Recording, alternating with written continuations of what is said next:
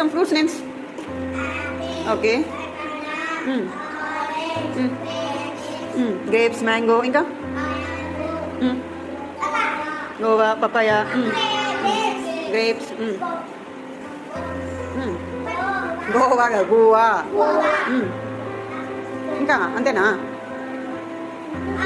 Orange, pineapple, very good very good. Watermelon, very good. Papaya చెప్పారు.